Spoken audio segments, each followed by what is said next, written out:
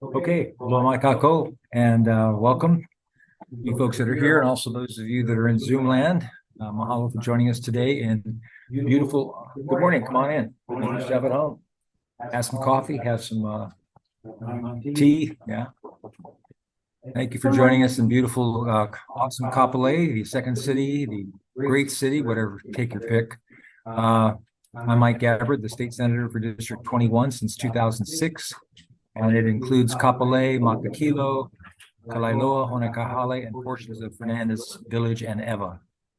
And so this is my 7th year as the chair of the Agriculture Environment Committee.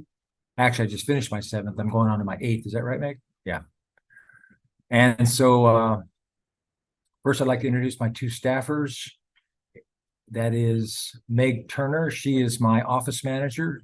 She has been with me since 2014. She's managing the Zoom, and I apologize for our being late today. We're having some technical difficulties.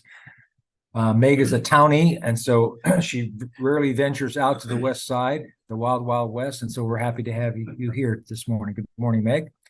And then Nanook Dennis is our new community liaison, who's in her 3rd month and doing a fantastic job.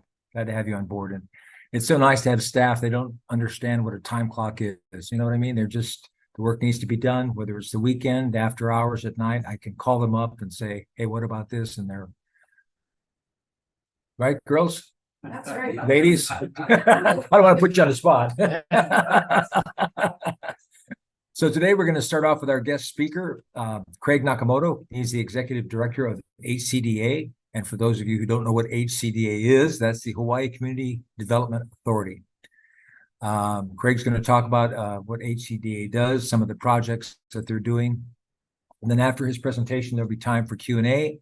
And then following that, I'll do a brief community update. And then hopefully we'll have some time for some more Q&A after that. And again, though, if we run out of time, we like to start, usually we start promptly at 9. We'll finish right at 10.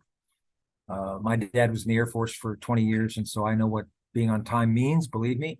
And so if we do run out of time and you don't get a chance to address your concern or your issue, then you can just send me an email and then we'll follow up with your issue or your concern.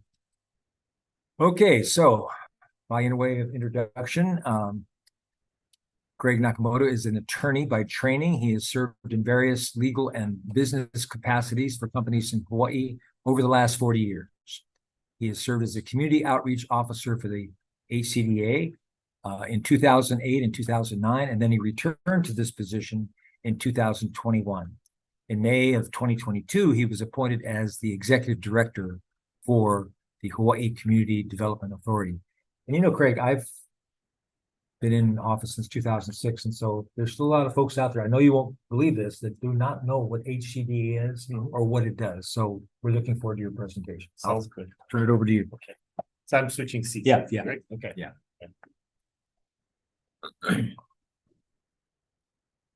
Good morning. Thank you, Senator, and thank you, Meg. Thank you, Nanook, for inviting me today. I too am a townie, so I'm glad to come out to Kapolei and experience this, and then also to present. As I kind of go around and talk about HCDA, I'm really not surprised that more people I'm not surprised that people don't know about HCDA. So the first part of my presentation is going to be to kind of talk about HCDA generally, what it does, and then I hope to answer any questions that you have. But if I can't answer a question or we don't have time, you know how to reach the senator and Meg, and you can send questions that way, and I'll be happy to answer any questions online. By email. So as I mentioned, I'm the executive director for the Hawaii Community Development Authority. I just started my 2nd year as the executive director. The Hawaii Community Development Authority is part of the Department of Business, Economic Development, and Tourism. We're one of the many agencies that are attached administratively to DBED, as we call it. We have a staff of 23, including myself, where we have our offices located in downtown on Queen Street, in a historic building in Kaka'ako. And And next slide. So in 1976, the Hawaii Community Development Authority was established by the legislature. At that time, the legislature felt that the area of Kaka'ako, most of you are familiar with Kaka'ako, was in really dire need of being redeveloped. There were areas that were dilapidated, underutilized, and just in need of repair. So the state legislature created the Hawaii Community Development Authority and gave it the Mauka area of the Kaka'ako Community Development District, which is generally the area from South Street, bounded by Ala Moana Boulevard, all the way up to King Street and up to Piikoi. So they gave us that district, the Mauka area. Later, they gave us the Makai area, which is generally the area of Makai of Ala Moana Boulevard up to Kewalo Basin, South Street, includes that area where you might be familiar with the Johnny Bird School of Medicine, the Cancer Research Center, Kewalo Basin Harbor. Later, we were given the Kalaeloa Community Development District, which we got it as part of the Base Realignment and Closure Commission, BRAC. Then we were given the He'ia Community Development District, which is a district on the windward side of Oahu. It's on the Mauka side of the fish ponds, Paipai o He'ia.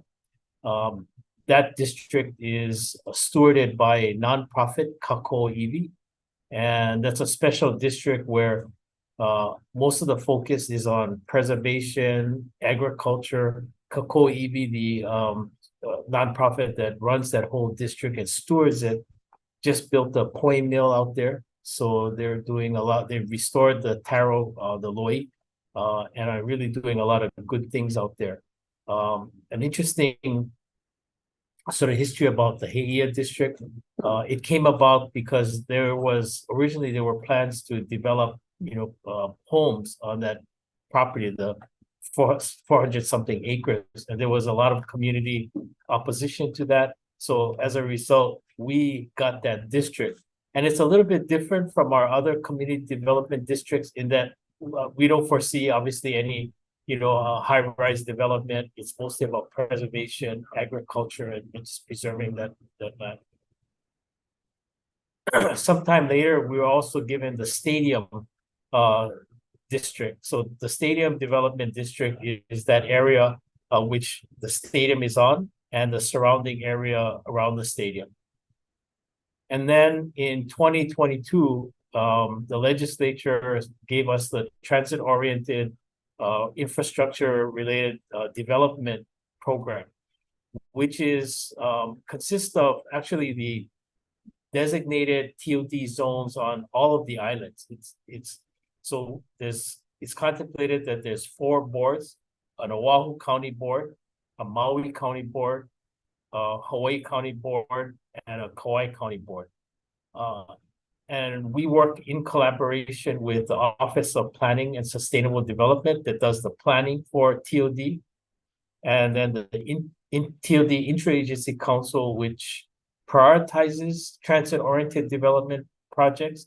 These are largely infrastructure projects that will support housing and the development around transit TOD zones or transit stations. So we got that in the 2022 legislative session. Next slide.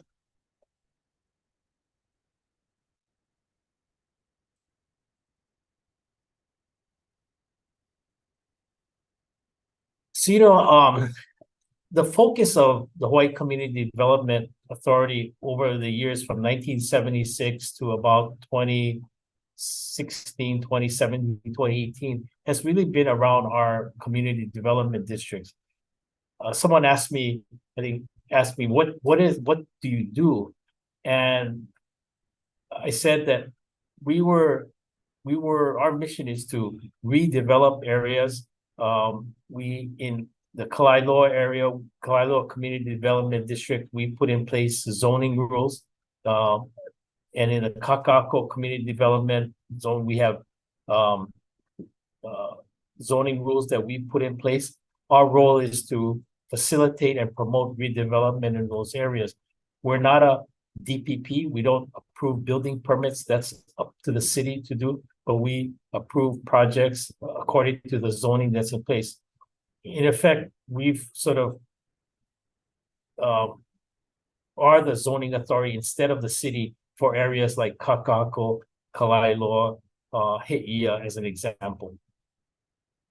So in 2022, we were also given one more community development district that's in central Maui. That's the Pulehunui area. In that Pulehunui area, there's significant state land holdings. Department of Land and Natural Resources has land holdings. The Department of Hawaiian Homelands has significant land holdings that they want to develop into industrial ag lots and other things. But there's a lack of infrastructure in that area. There's also a desire to relocate the Maui jail from its current location to that area, and then to also build a new judiciary complex that would really support that jail. In other words, if there were pretrial detainees, they would be housed at the new relocated jail, and then they would be able to be transported easily to their, pretrial hearings and so forth at a judiciary complex that's close to there. So our task in the Pulehunui district is to just build infrastructure, and there are many infrastructure needs, not the least of which is water. As you can imagine, water, there's sewer upgrades that need to be done, electrical, drainage that needs to be considered. So the legislature in 2022 appropriated $64 million for that one. And we have an RFP that has hit the street, and we're looking to build those, have a design builder design and build that infrastructure that we think will lead to economic development on Maui and more jobs in those areas. One of the mantras, I think, for me as an executive director is, we try to be more than just the sort of typical state agency. I went to the board last November, and we prepared staff prepared a strategic vision and for the agency. And part of that vision was that we wanted to look beyond our community development districts, not just look in Kakako, Kalaeloa, He'ia, but we wanted to use our experience, our resources, the knowledge we have in building infrastructure in Kakako, Kalaeloa, and try to help other state agencies. I felt that this was important to be part of the solution for the state, not just for these development districts. And so the board adopted that strategic vision plan. It includes 1-year goals for the agency and me. It includes 3-year goals and 5-year goals.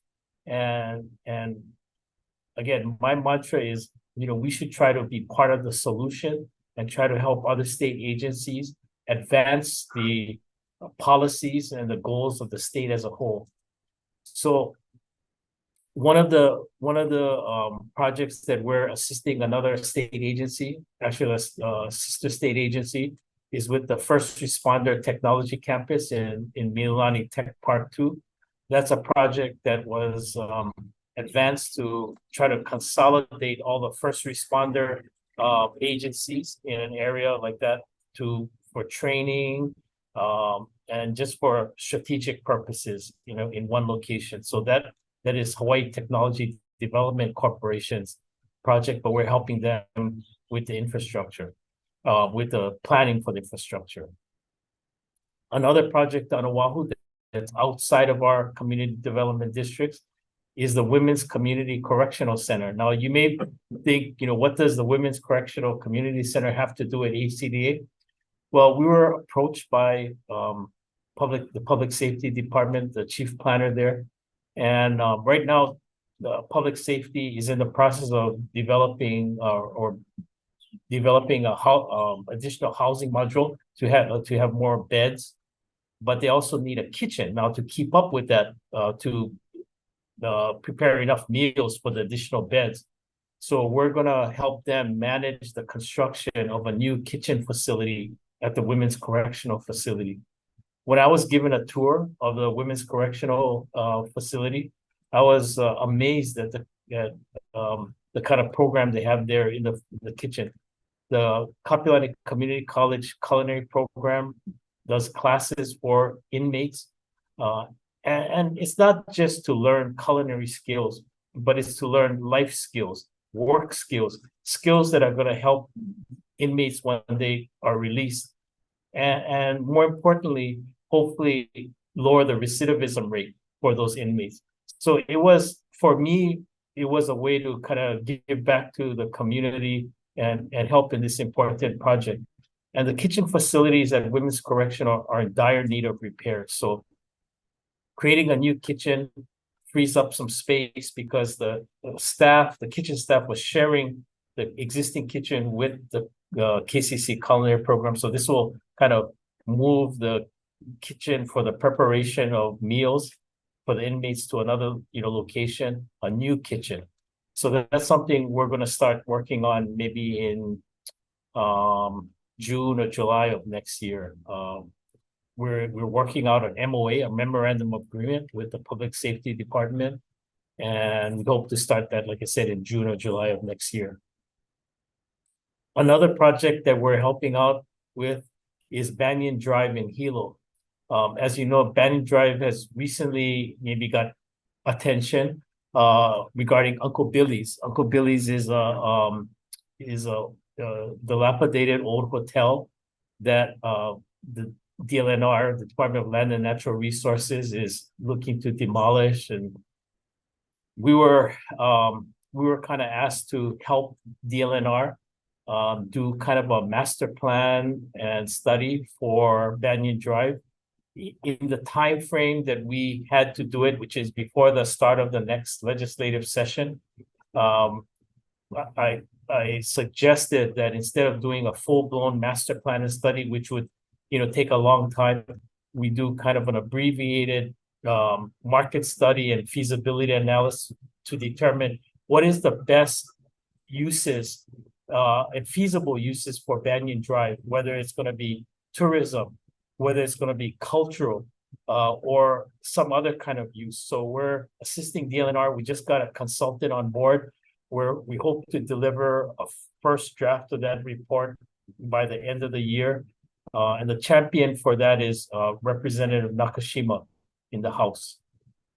And we're also working with Representative Todd, Representative Onishi, and Senator Inoue as well as a key legislative stakeholders on this project, and are working with the community to schedule a couple of community meetings to determine that.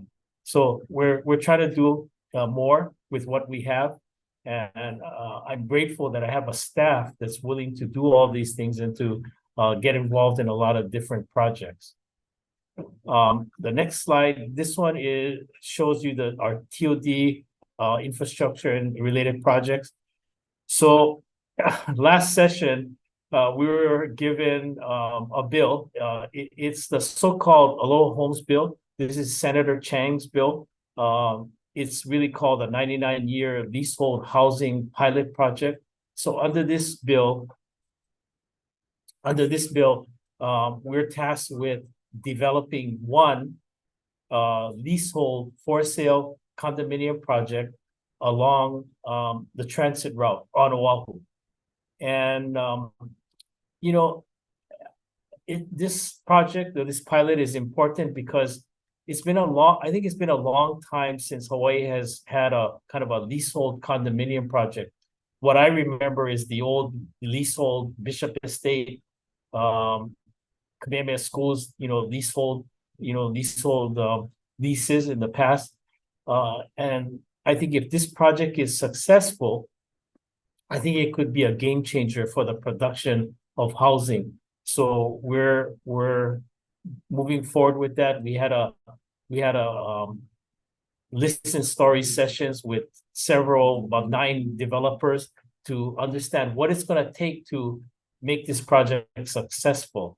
And overall, they said they think it can work, just a sort of devil in the details kind of thing. So we're working on that to hopefully put another arrow in the quiver to get more housing in the state. I'll talk about Iwalei Kapolama as well. Hope I have enough time. So Iwalei Kapolama is one of the TOD priority areas, 3 TOD priority areas on the island of Oahu. And it's a priority area because of its location in the urban core. The area needs to be redeveloped. There's a number of infrastructure problems. There's actually 2 HART stations that are going to be located in that Iwalei Kapolama area. So we were given funding last session as part of our TOD program to develop infrastructure. Now, as a result of some of the budget, the reductions after the session, we were given $25 million, and what we're focusing on is the development of electrical upgrades in the area that's going to support the development of more housing at Mayor Wright Housing, Lilia Civic Center, which is an HHFDC Hawaii Housing Finance Development Corporation project, and on private lands in the Kapolama area. Right now, the status and the disposition of those funds is a little bit up in limbo because of the Maui wildfires, but we're hoping that we can get the full 25 million released by the governor. I'll talk about, let's see, we talk about UH West Oahu TOD. So at the second station, the Keone I station, where UH West Oahu is, we were appropriated $35 million to develop road and other related infrastructure, on-site road and infrastructure improvements on the UH West Oahu property. That road, if done, is going to support the the University Village.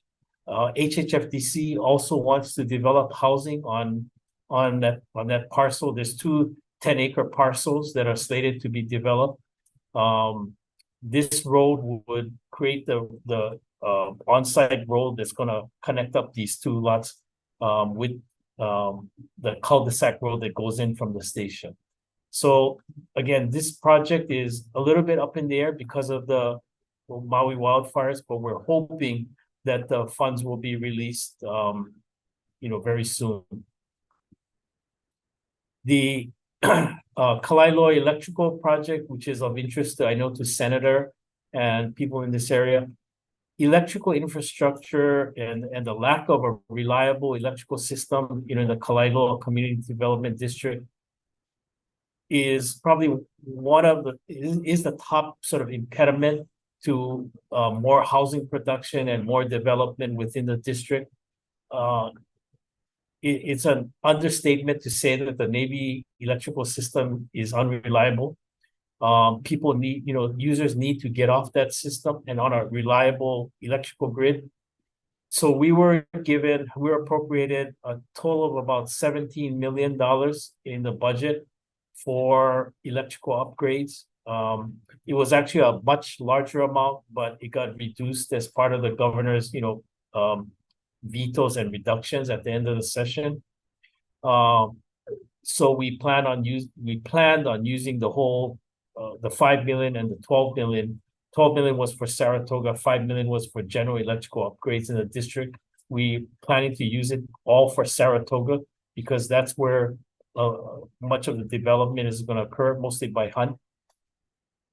But that money too, those funds are being held because of the Maui wildfires.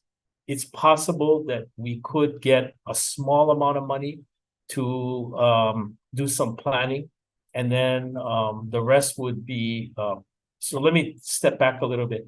all of these funds were appropriated in sort of cash, like general funds.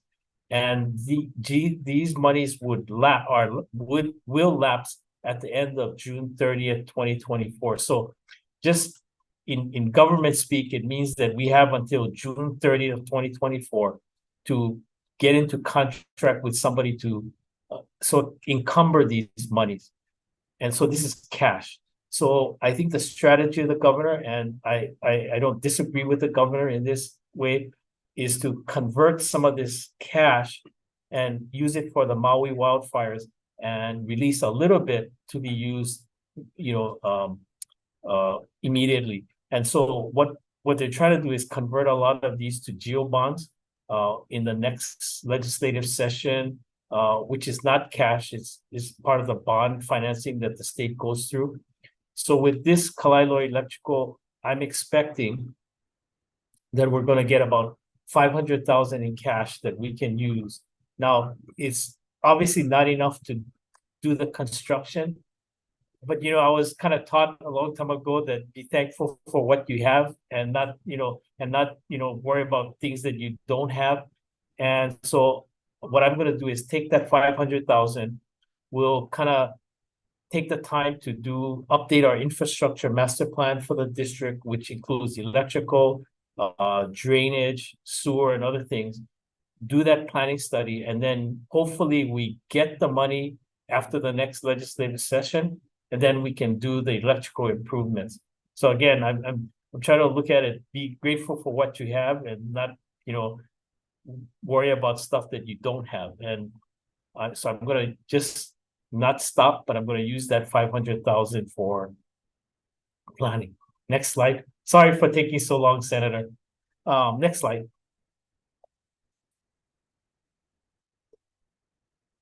So about a year and a half now, we've been working on plan and rule amendments for the Kalaeloa Community District.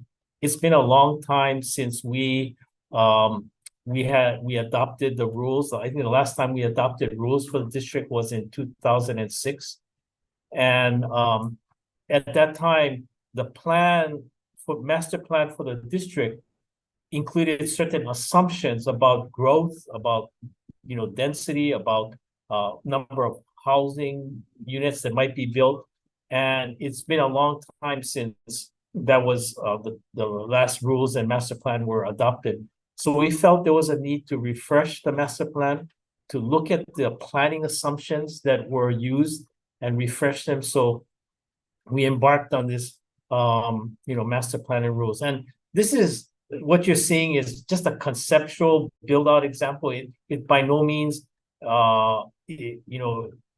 is reality. It's just a conceptual of what could be built. But what we're trying to do with these the revised master plan and rules is to kind of reflect the community needs, streamline development and facilitate development, and just promote a livable, more walkable community. Next slide.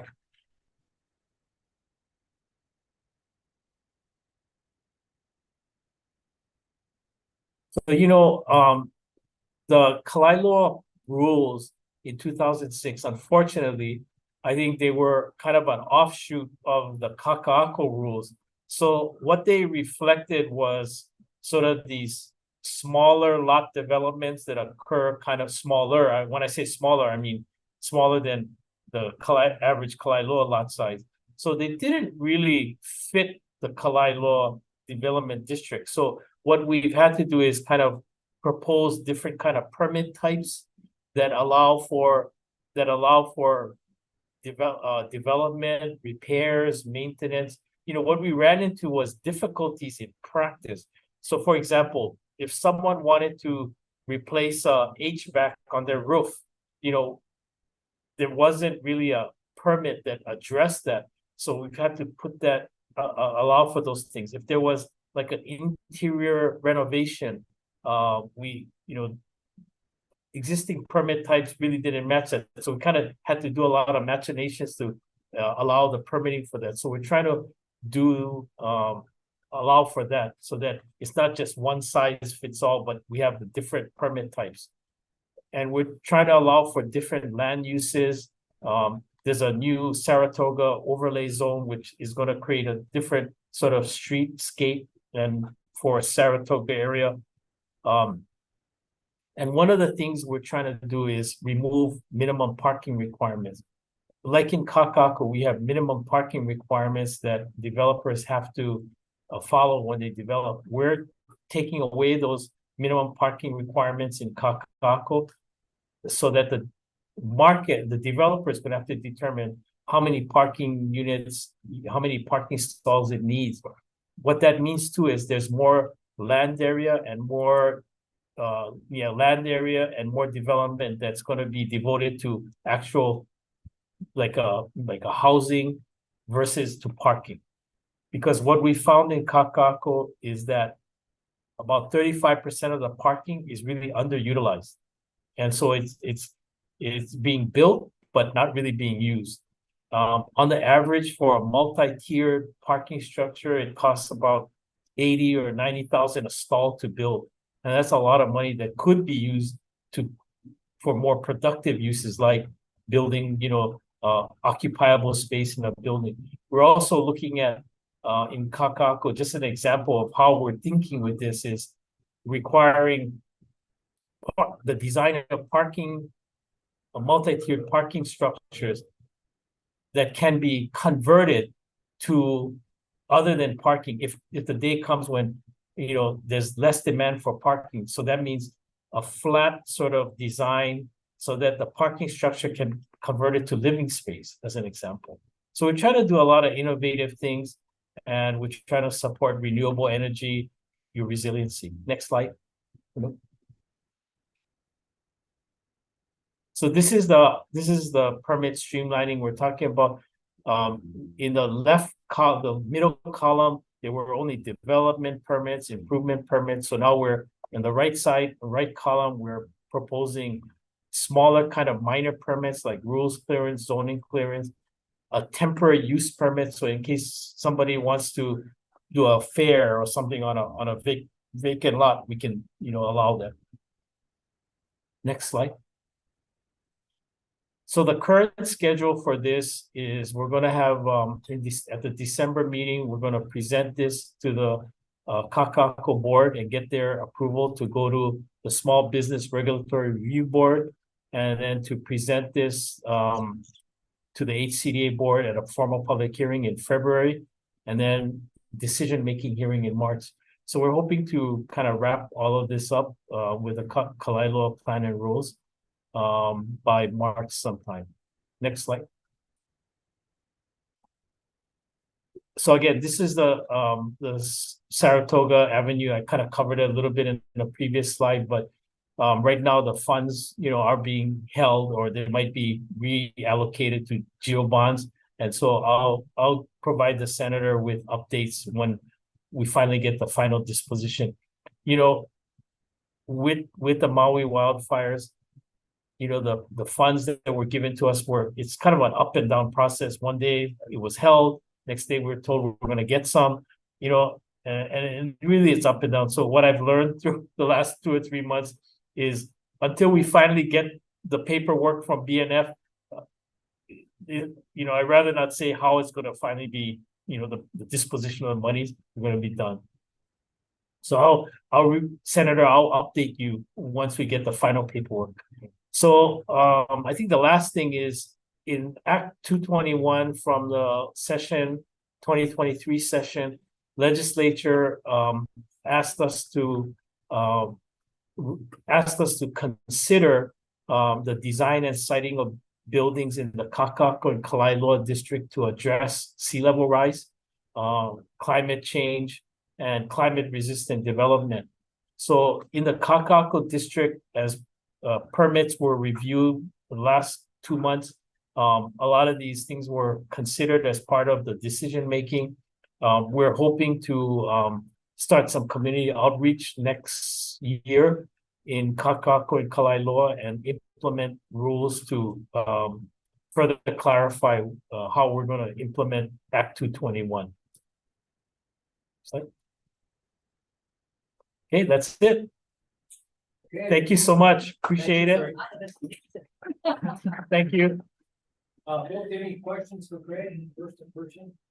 Any questions, come back here.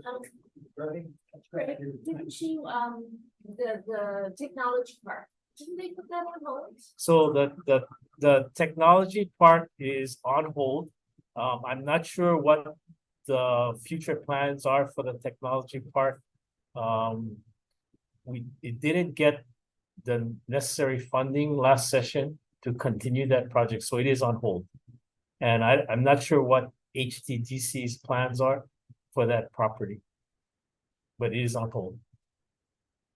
When you're talking about buildings in this area, what's the maximum height? For the Kailua Development District, I forgot what the maximum height is. I think it's about I gotta get back to you on that one. Yeah, it varies. Around 10 floors? Yeah, around less than that. I would say less than that. Yeah, I'll get back to you on that. It's not important, I Yeah. was just curious. Yeah. The housing at UH West, how many students do they think they're gonna put in there? I don't know, that project, HHFDC, our housing department will be issuing an RFP later on this year to find a developer to develop that University Village and maybe a leasehold condominium project on the other 10-acre parcel. So we'll see how many units can be built there. I think it just depends on Is what. that for faculty as well? It could be. It's workforce housing, so could be. Yep. Yep. Any other questions? I'm sorry, Hope can I that ask helped. one Oh, more? sorry. Yeah. The governor talked about housing for our essential workers. Is that in any of this, in any of your plans? You mean like for teachers or? Right. Well, I think, the leasehold condominium project, if we can successfully do a pilot, I think it would be available for anybody. I mean, I think we're trying to develop a product that's gonna be at a certain price point that's gonna be attractive, because I think with a leasehold project, Senator knows this too, with a leasehold product, we have to find a price that's significantly lower than the comparable fee simple, because if it's just close to the fee simple price, I mean, I think people would buy fee simple any day of the week, right? Because it's fee simple. So I think we have to find a price point that's hopefully a lot lower than the comparable fee, but it would be available to teachers, essential workers, everybody. That's the whole point.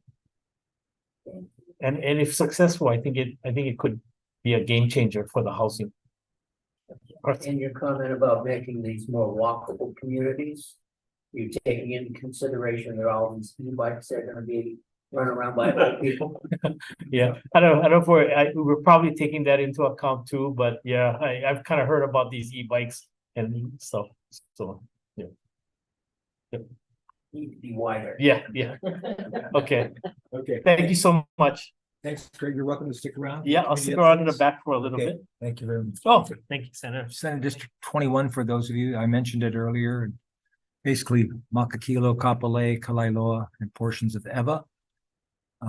See on the map there, your neighboring senators, Senate District 22, that's the Waianae Coast. That's Senator Shimabukuro. And then over at Senate District 18 is Senator Kidani. Senate District 19 is Senator Aquino. And then down in the right-hand corner over at Ewa is Senator Favela. So some capital improvement projects, CIP, I was happy to get a note from the governor this week when he released $10 million on October 31st to finance the construction of the utility system improvements at Kalaeloa Airport. What's the elevation? Pardon me? I'm thinking sea rise. Think what? I'm thinking sea rise. Yeah, right. Yeah, I don't have the details. We'll Okay. we'll check into it.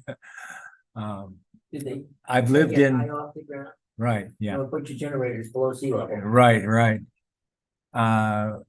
We have lived in Kalaeloa since 2004. And so, geez, it's 19 years. Wow. So we rent from Hunt. They purchased 53 acres from the Navy when they of fee simple land. It's where the former officers' quarters were. There were actually 33 units there, and 28 of them got eaten by termites. There's 5 left. So we rent one of those. Yeah. So I'm very always very interested in what's happening in Kalailoa. So thank you, Greg. what my neighbors are doing. Pardon me? Is it military? Who's the? Military and private, right? Yeah. Yeah. So the small things. Okay, and then for the Daniel Akaka VA clinic, this is also known as the Advanced Leeward Outpatient Healthcare Access, or that's an acronym for ALOHA. Multi-specialty VA clinic. It's been built a few hundred yards on the Mackay from Costco on Roosevelt Boulevard on about 9.5 acres. As you can see there. So that's it up there in the, yeah. Right.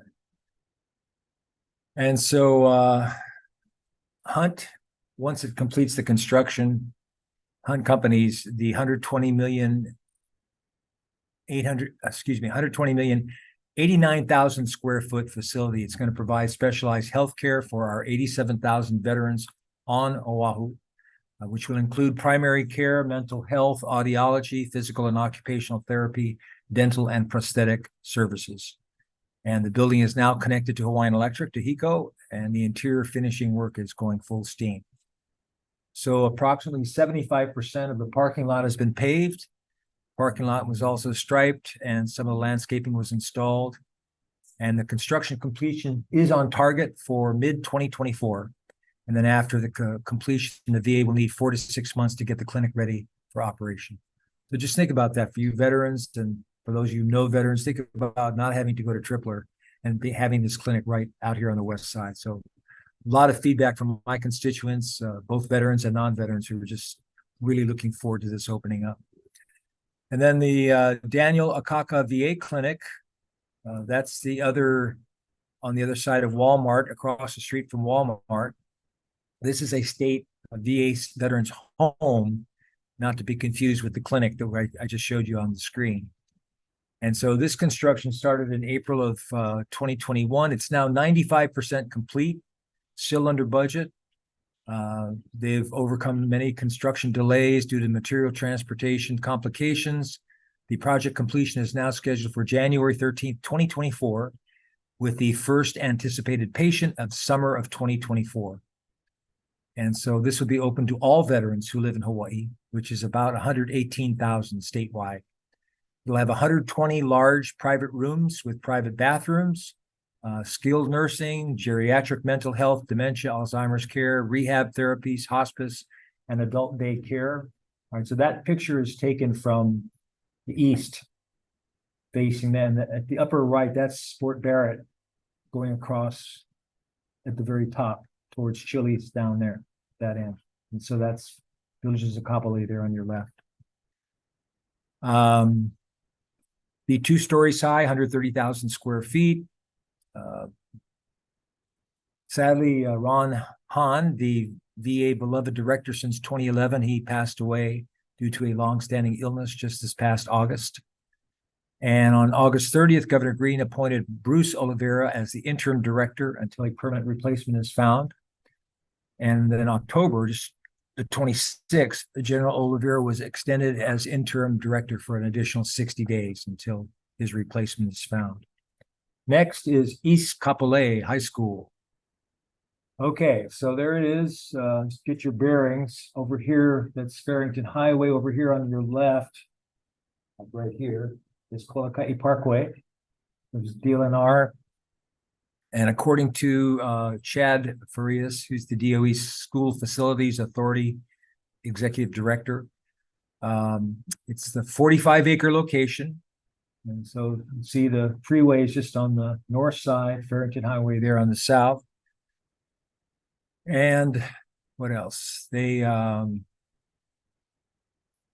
last year we got $355 million using an ag federal grant, which was a real boon for the project. Additional monies was put into the budget, but Governor Green has reduced the infrastructure funding from 1.5 million to 500,000. And again, because of the Maui, the wildfires, funding is kind of up in the air on a lot of projects.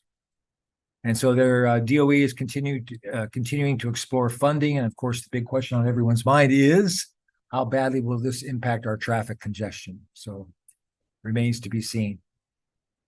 But with Campbell High School, the largest high school in the state, bursting at the seams, Kapolei High School here is also, because this is, after all, the second city, this is going to be a real boon to our district. All right, then Gentry Homes, Ka'ulu. All right, that's in the same, so that's the Veterans Clinic up there, and to the right of that, this view is from the ocean side, from Makai looking up north. Yeah, you can see Roosevelt Boulevard, right? So it's located between, that's Barbers Point Elementary School over in the far right, and then Costco's up there on the left, you see. And the next slide. There's another view. This is coming from the Malpa side. You see Barbers Point Elementary on the left, and that's it over there. And that's far right is the VA clinic, and then right in the middle between Barbers Point and the VA clinic. So it's approximately 30 acres, and Ka'ulu is going to feature 390 homes, including 262 flex loft style multifamily attached homes offering 2 and 3 bedrooms with an enclosed single car garage, and 128 single family detached residences with 3 bedrooms, 2.5 baths, 2-car enclosed garage, and landscaped front yards. So if you drive down that, take a drive down there, because as I said, coming from Kailua going to Costco, drive by it every day, and it's coming along very, very well. So it's I personally think the homes are a little bit too close to Roosevelt Boulevard, but hey, if that's what you want, you know, you want to live that close to a busy street, that's up to you. And so the development is bordered out by on all four sides by future public roads. There they are, Roosevelt, Kopahe'e, Saratoga, and Kamakila. And then that Kamakila extension is coming down from Costco, right? Will connect to Boxer. And then the finishing touches, they continue to be made on the new road and new striping patterns aimed at improving traffic flow. And then FDR Avenue up there, Roosevelt Avenue, they've already got the 4-lane. They've already expanded it to 4 lanes, but they've still got the 2 lanes, Mauka, blocked off because there's a tremendous amount of trucks that are working on the houses, the homes at Ka'ulu, and also on the Veterans Clinic. So that's why they had it open for about a week or so, all 4 lanes, and it was really cool. Speaking as a user, but anyway, I'm sure that as things move along, I don't have an opening date for when all 4 lanes will be open all the time. Okay, and then you can see Kamakila Boulevard extended into Kalailoa. Sure. Who's building these new roads? The state. Yeah. State. Yeah. Okay. Yeah. Pretty sure. We'll double check. Yeah. I don't know how Hunt's. Yeah. We'll see. I'll double check. I don't think so either. Yeah. Well, we'll check it out. The homes are being built in increments. They're at Ka'ulu over a period of about 3 years. Site work began in 2022. The blessing for the model homes is November 16th. 2 p.m. with a grand opening schedule for Saturday, November 18th. So this is exciting news for Kalailoa. All right, and then the Hawaiian Humane Society. This new $28 million facility, it's on 5.5 acres. It was donated by D.R. Horton. Has a 2-story main building, features 3 dog pavilions, 2 cat pavilions. It's there at Fort Weaver Road, about a half mile from Queens at the corner of Old Fort Weaver, for those of you who have not been there. It's beautiful. Yes, it is. It is. It really is.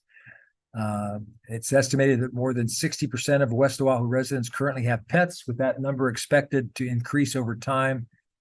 In the first 3 months of their operation, they've had 482 animals that found new homes that came out of the Humane Society. I got one. Oh, good. More than 5,000 pounds of pet food to struggling pet owners was distributed. And so, yeah, really happy to have this. And again, you're off the freeway. You don't have to go to Makiki. I mean, yeah. So it's to their facility there. Then Kapolei Convenience Center. You probably saw this on the news. Opened up the other day, and big news for West Oahu residents because now you have a place to safely bring your trash, your recyclables, green waste, and more. It's it opened October 27th in Campbell Industrial. It's at you can check it out. It's on Kaomi Loop, and it's for residents to dispose of, but not limited to, household rubbish, furniture, bulky items, large metal appliances, and green waste. Residents are allowed 2 loads per day at the city's disposal sites, including the city's green waste contractor. And you can go 7 days a week from 7 a.m. to 6 p.m. They're only closed 2 days a year, Christmas and New Year's. So really cool. For those of you that have spent time at the other facility over here in by Coral Creek, waited in the line, yeah. And they also have they have cameras there, so you'll be able to check online how long the line is there. So if it's out of which is a really good feature. Yeah, you'll be able to see you can visit at Opala Hawaii YouTube for the live stream of what's going on there. And then let's see, what else? Roosevelt Boulevard. Yeah, I mentioned that. That's expanding to the 4 lanes. And then Fort Barrett Road improvements. Project construction is currently going on to schedule finish November of this year. And I don't know if you probably noticed just down the road, they've taken away those concrete barriers on the right after Kamaha Loop and on your way to Farrington. They've taken it out and they've got, it's just, because you're driving. That's been my experience. I always get paranoid that I'm, even with the little bumper things that bumps in the. So it was really nice. That just happened this last week. And then Farrington Highway widening, starting at the golf course and then finishing up at Fort Weaver Road. Project cost is $145 million for that, and that project starting date is May 18th of 2024. And that's it. So I have my October newsletter, which Nanook will distribute. And then a reminder that our 2024 session, it begins January 17th and it ends May 2nd. And so any ideas that you have for bills, resolutions that you would like to see introduced, and it doesn't, sometimes people think, oh, I've got to, how am I going to get the language? Don't worry about the language. It can just be very conceptual. We have lots of attorneys at the state capitol who will draw up the bill in language. And I want to make sure you understand this. Once we get the attorneys to draw up the bill, I will get it back to you so you can read it and you can tweak it however you want. And then we'll send it back, because I want it to be, to me, that's an important part of this whole political process, is to involve constituents in the actual process. So it's not, it's not just, sometimes people think it's just the 76 legislators staying up there till midnight. Okay, what are we going to do now? Okay, let's raise tax. Okay, let's raise tax. Okay, let's do this. Let's do that. I really appreciate public input into the lawmaking process. And then, as I mentioned, any questions or issues or concerns that we don't cover today, you're welcome to just contact my office and then we'll get back to you. So now, Q&A. Makakilo Drive extension. What's the latest? Yeah. Well, I think the fact that the mayor came out and met with everybody out there, the actual latest is it needs to get on the plan, the overall plan to get the federal funding. I think it's been on and off that I know. And I think that that's a good sign that Mayor Blangiardi has taken interest in it. And we're working on it. But there's no timeline, Hartson. I wish I could give you a timeline, but I really wasn't expecting one. yeah. But that's, yes. Out of curiosity. Is there any plan to how they use the defense? Basically, Mount Kilo drive tends to be, but Right.